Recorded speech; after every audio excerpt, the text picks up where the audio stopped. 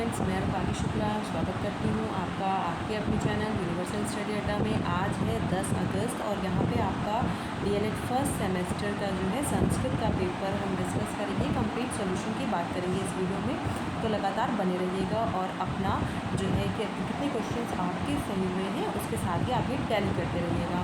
Objective और very short और short सभी की हम बात यहाँ पर क्रम से करने वाले हैं। कमेंट सेक्शन में जाकर के अपना स्कोर आपको सभी को बताना है। तो चलिए शुरू करते हैं। देखिए, सबसे पहले यहाँ पे जैसा कि 5 ऑब्जेक्टिव्स आते हैं आपके डीएलएड के एग्ज़ाम्स में, जो सेमेस्टर एग्ज़ाम्स होते हैं, तो उसमें आपका इस क्रम में जो आपका पहला क्वेश्चन है वो ये है कि मार्गशीर्ष शब्द किस महीने का बोधक है। आपसे पहले क्वेश्चन में क्या पूछा है कि मार्गशीर्ष शब्द है जो वो किस महीने का बोधक है। तो यहाँ पे देखते हैं क्वार, माघ, अगहन या फिर आपका पूस। तो इसके सही उत्तर की बात करें तो मार्गशीर्ष शब्द जो है वो बोधक है अगहन महीने का। जैसा कि जो हिंदू पंचांग का आपका 9वां महीना होता है ना मार्गशीर्ष, तो उसी को जो है अगहन नाम से भी जाना जाता है। और ये जो महीना होता है वो आपका नवंबर और दिसंबर महीने के बीच में आता है। तो इस प्रकार से आपका यहाँ पे जो ऑप्शन नंबर 3 है अगहन, ये सही आंसर हो जाएगा। क्वेश्चन नंबर 2 है कि मधु शब्द का सप्तमी विभक्ति बहुवचन का क्या रूप होगा। जैसे मधु शब्द है, जैसे इकारांत, उकारांत, अकारांत शब्द होते हैं, तो इसमें मधु जो है वो आपका उकारांत शब्द है और आपसे पूछा है, और सभी उकारांत लगभग एक जैसे ही चलते हैं। तो सप्तमी विभक्ति का बहुवचन पूछा है, एक वचन नहीं, दो वचन नहीं, बहुवचन का क्या रूप होगा। मधुषु, मधुना, मधुने या मधुनी।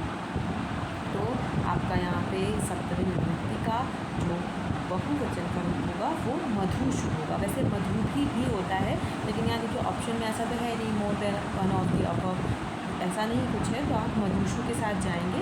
मधु भी होता है, लेकिन यहाँ पे आप मधुषु के साथ ही जाएंगे। इसके बाद बात करते हैं क्वेश्चन नंबर 3 की। देखिए क्वेश्चन नंबर 3 आपसे यहाँ पे क्या पूछा है कि संस्कृत में वचन के कितने प्रकार होते हैं। तो आपको पता है कि संस्कृत में वचन के जो है वो 3 प्रकार होते हैं, 2, 3, 4 या 1 इस तरीके से दिया है। तो संस्कृत में 3 प्रकार होते हैं, लेकिन हिंदी में जो है वो 2 प्रकार होते हैं। और ये क्वेश्चन इसीलिए ज़्यादातर पूछता है कि बच्चे कन्फ्यूज होते जाते हैं, 2 प्रकार पता होते हैं। फिर संस्कृत में वचन जो है उसके 3 प्रकार होते हैं। तो यहाँ पे आपको ऑप्शन नंबर 2 जो है वो सही हो जाएगा। फिर बात करते हैं क्वेश्चन नंबर 4 और क्वेश्चन नंबर 5 दोनों की। तो क्वेश्चन नंबर 4 और क्वेश्चन नंबर 5 में क्या है। क्वेश्चन नंबर 4, संस्कृत विश्व की प्राचीनतम भाषा है, वाक्य में किस पद में संबंध कारक है। प्राचीनतम में, संस्कृत में, भाषा में या विश्व की में। तो यहाँ पे आपको दिख रहा है का, के, की, इस तरीके से जहाँ पे आता है वो संबंधवाचक शब्द होते हैं। तो इस तरीके से यहाँ पे ऑप्शन नंबर 4, क्वेश्चन नंबर 4 में ऑप्शन नंबर 4 ही इसका जो है वो सही आंसर है कि विश्व की प्राचीनतम भाषा है। और लास्ट ऑब्जेक्टिव है गेहूँ को संस्कृत में क्या कहते हैं। गोधूम, व्रीहि, आड़की या भाषा। बहुत ही देखिए तो बहुत ही आसान है कि गेहूँ को संस्कृत में हम क्या कहते हैं, गोधूम कहते हैं। तो यहाँ पे आपका ऑप्शन नंबर 1 जो है सही होगा। इस तरीके से ये आपके 5 MCQ जो आते हैं वो हो गए। आप बताइएगा MCQ में आपका स्कोर कितना है और टोटल स्कोर कितना है, ये कमेंट सेक्शन में जा करके बताइएगा। चलिए बढ़ते हैं अब इसके नेक्स्ट सेक्शन जो आपका आता है ये अति लघु उत्तरीय प्रश्न का। इसकी बात करेंगे। अति लघु उत्तरीय पेपर बहुत ज़्यादा क्लियर नहीं है, लेकिन मतलब दिख रहा है क्लियर, इसने सेंड किया है तो बहुत ज़्यादा क्लियर तो नहीं है पर दिख रहा है साफ साफ। अति लघु उत्तरीय प्रश्न क्या है। अधोलिखित संख्याओं की संस्कृत में आपको संख्याएं बतानी है, जैसे कि 8, 16, 20 और 3। इनको संस्कृत में क्या कहते हैं। तो आपको पता है कि 8 जो है उसको हम संस्कृत में अष्ट बोलते हैं। और एक अच्छी चीज़ ये है यहाँ पे, जैसे ऑब्जेक्टिव में जब संख्याएं पूछता है ना तो क्या करता है कि वो थोड़ा सा फंसा देता है। एक जैसे 2 आंसर दे सकता है, लेकिन मोर देन अबव वाला चक्कर नहीं, तो वहाँ पर भी फंसने वाली बात होती नहीं है। लेकिन कॉम्पिटिटिव लेवल पे हो जाती है। जैसे आप यूपी टेट देंगे या आगे चल के सुपर टेट देंगे, वहाँ पर संख्याओं से क्वेश्चन ज़रूर आता है यूपी टेट में एक, तो वहाँ पर वो 2 ऑप्शन एक जैसे सही हो जाते हैं, फिर वहाँ पर थोड़ी सी गड़बड़ हो जाती है, या छोटा सा वो आपका विसर्ग से है ना, इस तरीके से गलती करता है। तो अधोलिखित संख्याओं की संस्कृत में संख्या लिखनी है 8, 16, 20 या 3। 8 को देखिए आपका अष्ट लिखेंगे और आपका 16 जो है उसको क्या लिखेंगे, 16। 20 बहुत बहुत ही पूछता है, हर बार पूछता है विंशति, और 3 को आपका क्या लिखते हैं, त्रया। तो इस तरीके से मैं यहाँ लिख भी दे रही हूँ, अष्ट 8 को, फिर आपका षोडश, ठीक है, फिर आपका 20 को विंशति, इस तरीके से विंशति, और 3 को आपका त्रया, इस तरीके से त्रया। तो ये आपका इस तरीके से हो जाएगा संस्कृत में भाषाएं। उसके बाद क्वेश्चन नंबर 7 है कि किन्हीं 5 पशुओं के नाम आपको संस्कृत में लिखने हैं। Very easy question. 5 पशुओं के नाम आप अपने मन से कोई भी लिख सकते हैं, जैसे गौ है ना, उसके अलावा गर्दभ लिख सकते हैं, लोमशाह लोमड़ी को कहते हैं लिख सकते हैं, मरकटाह लिख सकते हैं, मरकटाह मंकी बंदर को कहते हैं, और इसके अलावा मृग लिख सकते हैं आप, हिरण को कहते हैं। तो इस तरीके से कोई भी जो भी आपको आसान लगे वो 5 नाम आप लिख सकते हैं। क्वेश्चन नंबर 8 है उद्योगिनः पुरुष सिंहम उपैति लक्ष्मी सूतिका। आपको मतलब यहाँ पे संस्कृत में आपको दिया हुआ है और आपको हिंदी में इसका अर्थ बताना है कि क्या होगा। तो आसान सा है, कहने का मतलब क्या है कि जो व्यक्ति उद्यमी होता है यानी कि मेहनती होता है या कर्मठ होता है, एक ही चीज़ है, तो मेहनती या उद्यमी व्यक्ति या कर्मठ व्यक्ति के पास लक्ष्मी जो है वो स्वयं आती है। जो व्यक्ति मेहनत और कर्मठता से काम करता है उसको सफलता और समृद्धि प्राप्त होती है। तो इस तरीके से आपका ये हो जाएगा, मेहनत के महत्व को दर्शाती है ये पंक्ति। तो इस तरीके से आपका ये सही उत्तर हो जाएगा। नेक्स्ट क्वेश्चन क्या है आपका कि पठ धातु जो है आपकी यहाँ पे आपको उसका रूप बताना है कि पठ धातु को लट लकार मध्यम पुरुष का तीनों वचनों में आपको यहाँ पे रूप बताना है।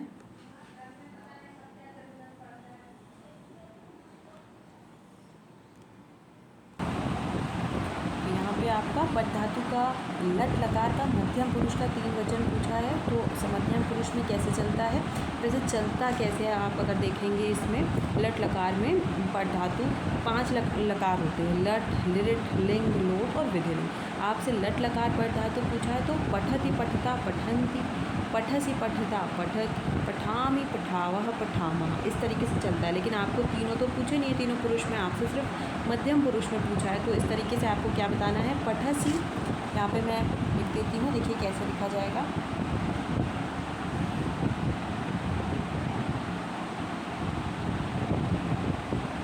इस तरीके से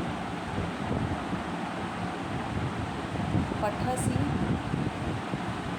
फिर आपका हो जाएगा पठथा, और फिर आपका हो जाएगा पठत।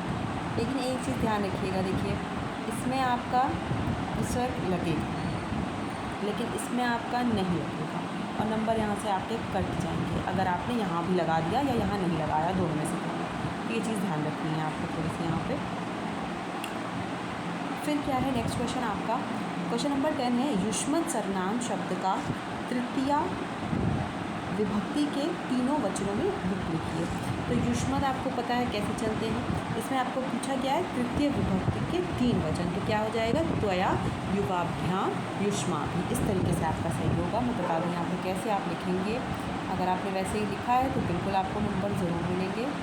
त्वया,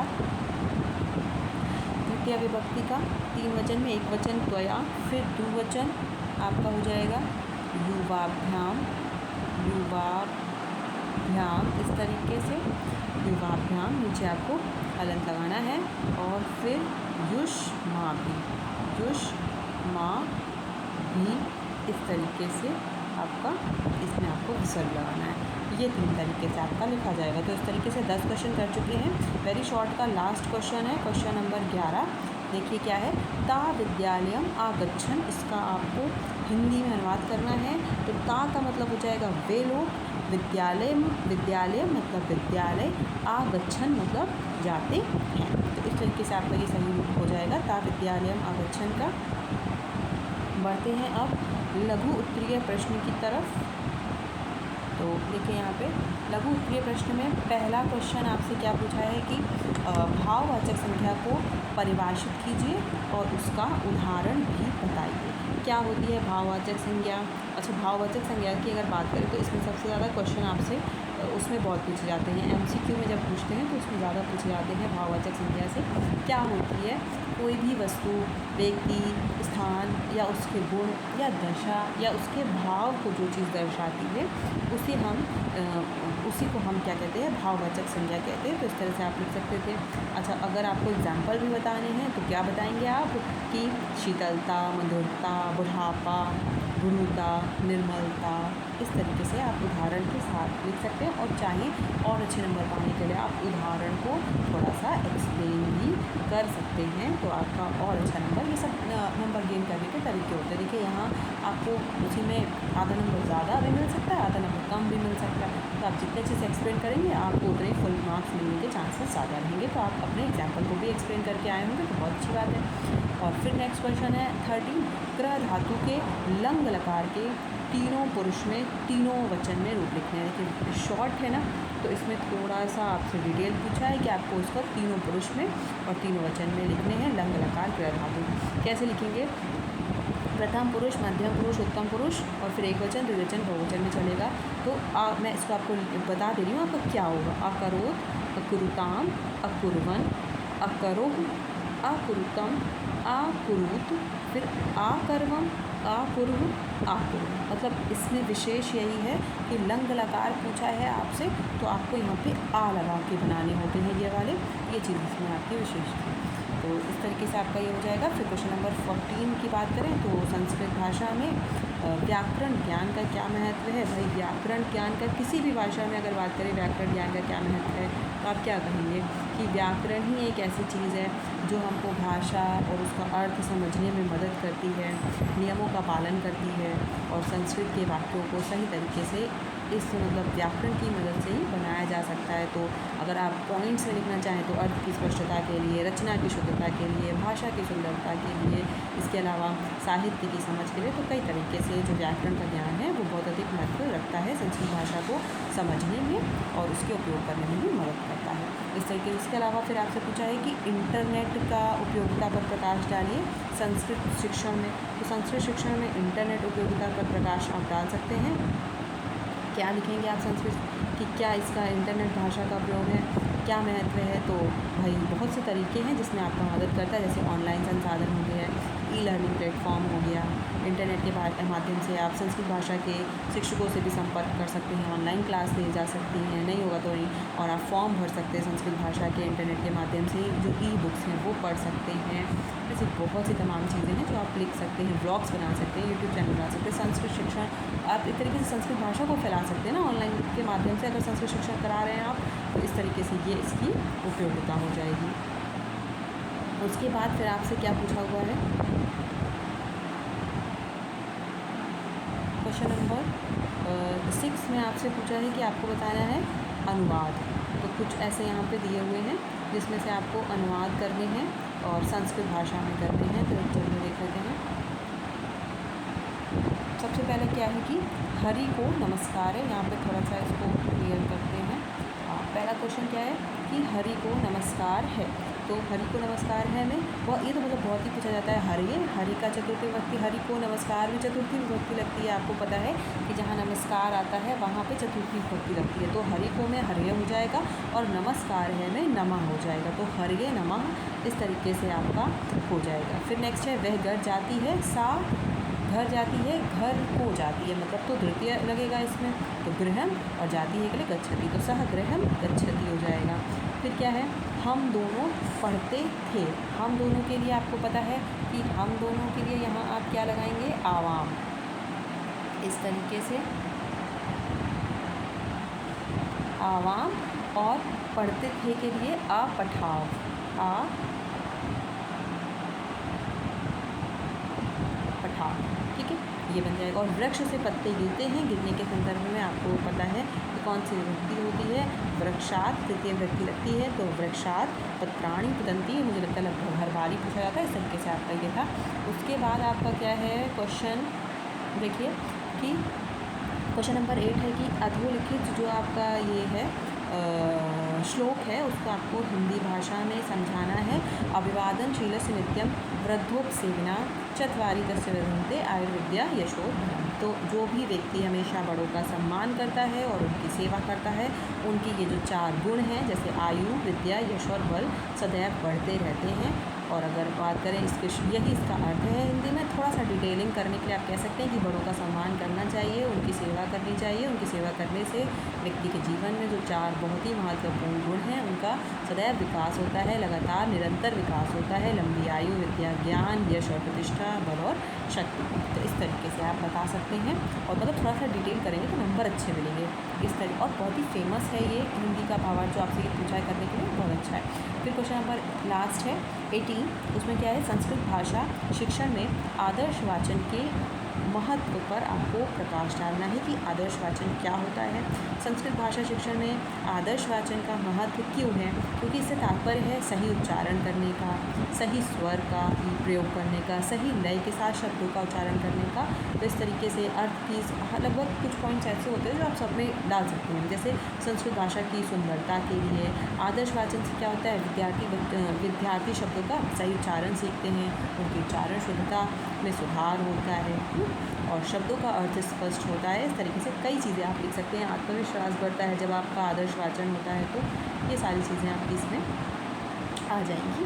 और इस तरीके से आपका पूरा जो है ये संस्कृत का सॉल्यूशन खत्म हुआ। हिंदी का सॉल्यूशन बहुत जल्द देकर आएंगे और आगे भी जो आपके पेपर लगातार चल रहे हैं उसके सॉल्यूशन के लिए और फॉर मोर अपडेट्स के लिए आप लगातार बने रहिएगा। चैनल पर नए होंगे तो चैनल को सब्सक्राइब करके जुड़ जाइएगा। बहुत बहुत धन्यवाद आप सभी का एंड बेस्ट ऑफ लक आपको कल के एग्ज़ाम के लिए। Thank you.